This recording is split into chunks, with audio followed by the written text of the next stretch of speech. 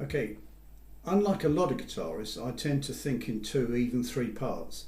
So I started at the beginning with a little idea.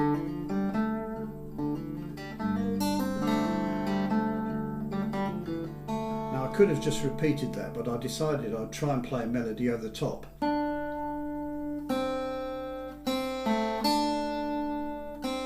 And if you put the 2 together, they get.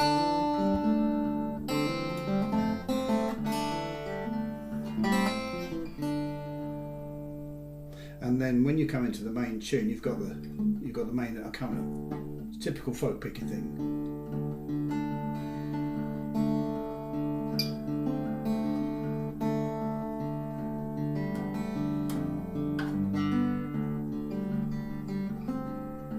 And if you put that with the tune, then you get the counter melody. It's almost a kind of classical technique.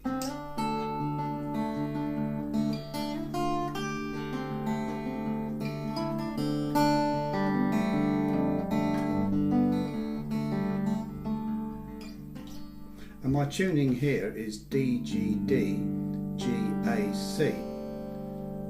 But thinking that it would, a long song, it would get a little bit mournful, I decided to move it up a minor third. So I went up to this key.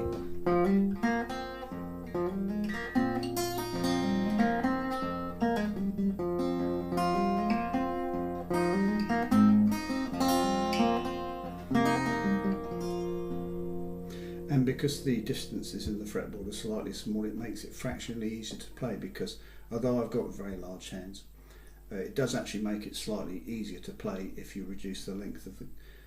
So I started with the open thing, then I wrote the tune, and then I started moving it up, and I found that more interesting key was F minor, because you don't get a lot of music in F minor. So F minor is a kind of more romantic key, really. The first album, there is another instrumental, and for that I used a C minor tuning, C, G, E flat, G, C, E flat. When I explore tunes, I tend to leave one of the strings, in this case the G, where it is. So it becomes the 5th of the tuning. In the other tuning it was more like the 4th of the tune, this is the 5th of the tuning. And I call this Eilean Donan, which of course is a castle up in Scotland. So this is a jig. To give you a little flavour of this. Again, I was looking at a tune.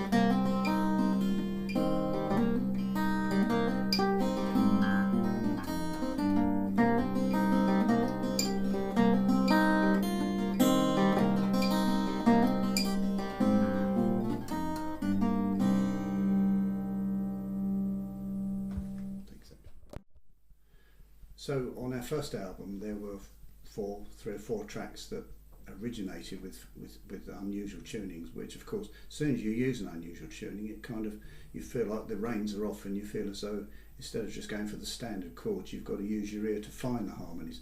And on the last album 9 or 10 of the tracks started from all different tunings.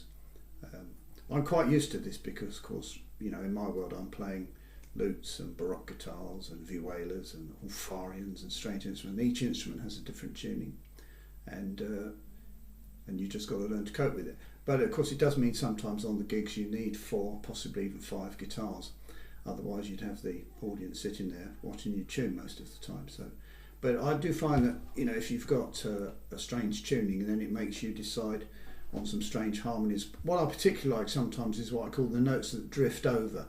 So for example, you might play a chord, see if we can find us up at a song. So I get this sort of, that notes that sort of sound, and by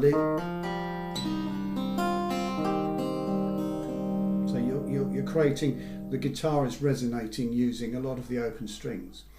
If I write the composition and I find that I'm not using lots of open strings, then I'm not using the tuning correctly, so I have to use to make the guitar resonate as much as I can.